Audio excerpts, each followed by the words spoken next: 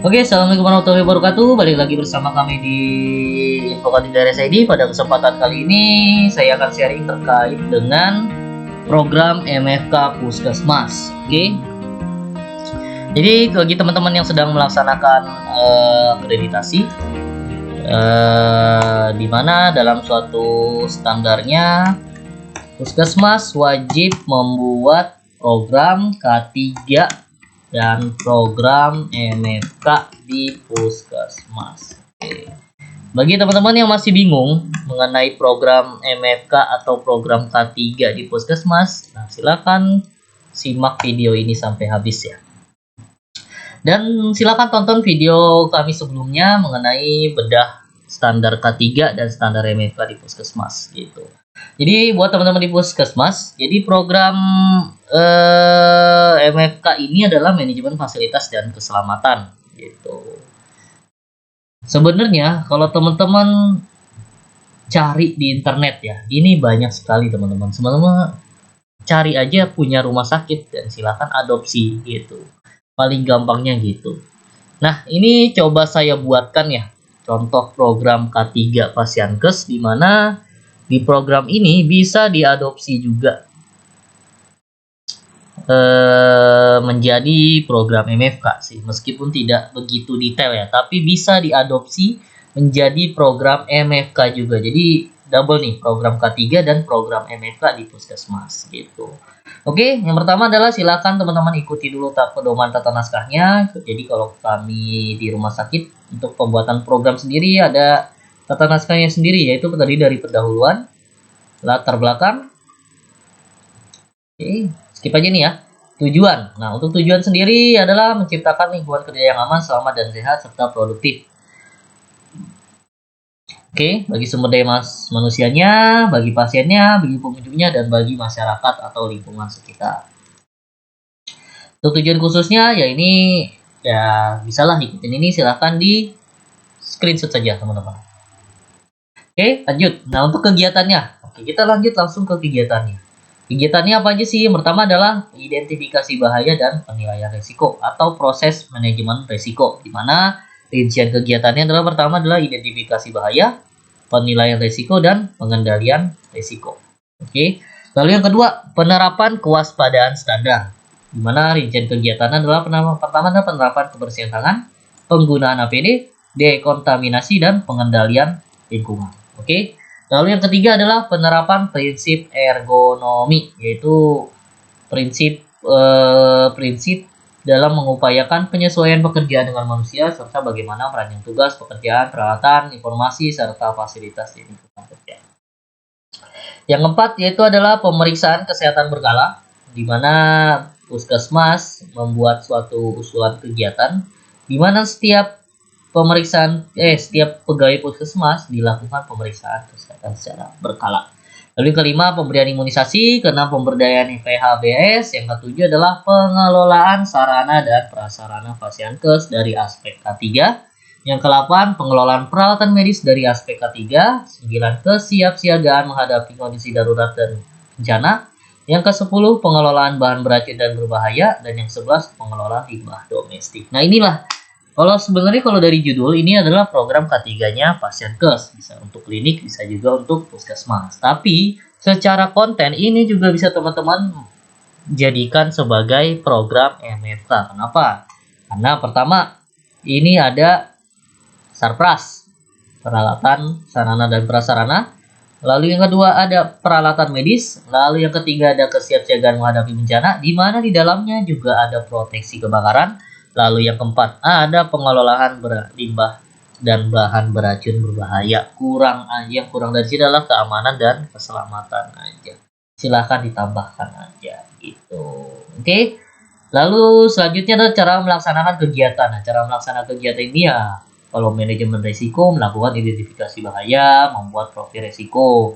Penerapan kewaspadaan standar itu dengan melakukan pemantauan kepatuhan kebersihan, pemantauan kepatuhan penggunaan, pemantauan kepatuhan dekontaminasi, dan pemantauan pengendalian lingkungan.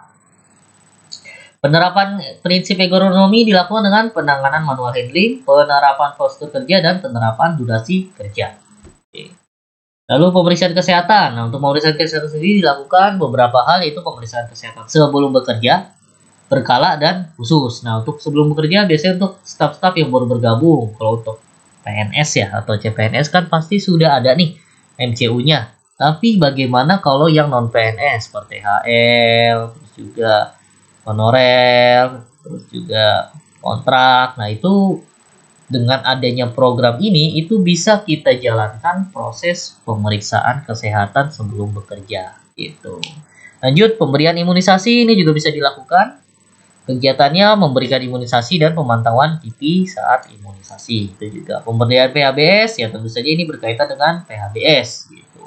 Kegiatannya ini screenshot aja. Oke. Lalu yang penting di sini nih, mulai dari sini karena ini teman-teman banyak kan ini dari MFK ya yang ini. Poin 7 ke bawah itu adalah poinnya MFK, sedangkan 1 sampai 6 itu bisa masuk ke poinnya K3. Pengelolaan Sarpras Fasiakes dari aspek K3. Kegiatannya apa? Ya, hanya memastikan, memantau apakah gedungnya, bangunannya itu sesuai dengan peraturan perundang-undangan yang berlaku sehingga aman buat siapapun yang ada di bawah gedung itu. Yang kedua, memastikan kemampuan bangunan gedung dalam mencegah menaungi bahaya kebakaran atau bahaya petir. Nah, ini kegiatannya ya seperti ini. Bukan secara teknis yang melakukan, tapi secara pengawasan yang melakukan. Makanya, kalimatnya adalah memastikan, memantau, memastikan, memastikan, memantau. Biasanya seperti itu. Oke, silakan di screenshot aja. TM, ada adopsi, tiru, dan modifikasi. Lalu kegiatan yang selanjutnya, nah ini banyak banget nih untuk utilitas. Karena utilitas itu kan dari air, api, tanah, udara ya teman-teman ya. Bangunan yang ada di rumah sakit, peralatan-peralatannya itu adalah masuk ke dalam utilitas. Lalu untuk pengelolaan peralatan medis, bahasanya juga sama, yaitu memastikan, memantau, mengawasi. Bahasanya seperti itu. Jadi fungsi program K3, orang K3 di puskesmas itu adalah salah satu ini. Jadi ketika ada alat medis baru, dilakukan uji fungsi, diawasi pelaksanaannya, dan dicek monitoring evaluasinya seperti apa gitu. Lanjut, kesiapsiagaan menghadapi kondisi darurat. Nah, kegiatannya itu ada banyak. Pertama, identifikasi risiko kondisi darurat atau bencana. Ini bisa teman-teman gunakan tools HVA, Hazard Vulnerability Analysis. Silakan scroll aja di channel kita karena banyak video soal kondisi darurat bencana ini. Lalu yang kedua, analisis risiko kerentanan. Ini juga bisa menggunakan HVA juga teman-teman ya. Jadi yang pertama, yang kedua itu bisa menggunakan satu tools yang sama. Yang ketiga adalah pengendalian kondisi daruratnya seperti apa. Jadi setelah di asesmen, setelah dinilai, setelah didapat resiko yang paling rentan, silakan buat rencana tindak lanjutnya. Gampang ya. Lalu ada penyediaan juga sarpras untuk kondisi darurat. Biasanya nanti ada pelatihan dan simulasi kondisi darurat. Nah, untuk di puskesmas sendiri kayaknya cuma ada 2 simulasi ya. Paling simulasi BHD, bantuan hidup dasar, RJP ya, berkaitan dengan code blue. Dan yang kedua adalah simulasi kebakaran berkaitan dengan code red gitu. Itu juga bisa teman-teman lakukan. Lalu selanjutnya adalah pencegahan pengendalian kebakaran. Ini juga silakan screenshot aja karena pencegahan pengendalian biasanya dengan identifikasi, lalu penyediaan sarpras untuk proteksi kebakaran, penyediaan jalur evakuasi, pintu darurat, sign evakuasi. Nah, itu seperti itu. Oke. Yang selanjutnya pengelolaan B3 dan limbahnya, ini berkaitan dengan cashlink-nya. Cuma ini karena ini B3 beracun berbahaya, maka perlu ada campur tangan dari orang K3 agar si petugas cashlink-nya selamat, si vendor limbahnya selamat, si cleaning service-nya juga selamat gitu. Oke sih, gini aja sebenarnya mah program-programnya. Screenshot aja teman-teman. Yang penting silakan lakukan atau pilih kegiatan yang memang bisa dilaksanakan di puskesmas tersebut. Kalau dirasa tidak mungkin ya nggak usah dimasukin gitu. Oke, nah ini setelah cara melaksanakan kegiatan, tulis sasarannya siapa, lalu jadwal pelaksanaannya kapan, evaluasinya gimana, dan pencatatan dan pelaporannya seperti apa. Itu aja sih sebenarnya mah. Gampang. Nah ini misal kayak identifikasi bahasa bahaya bisa dilakukan di bulan Januari gitu. Ya gitu-gitu aja teman-teman. Gak usah bingung sih, yang penting teman-teman sudah paham konsepnya seperti apa gitu. Oke, jelas ya.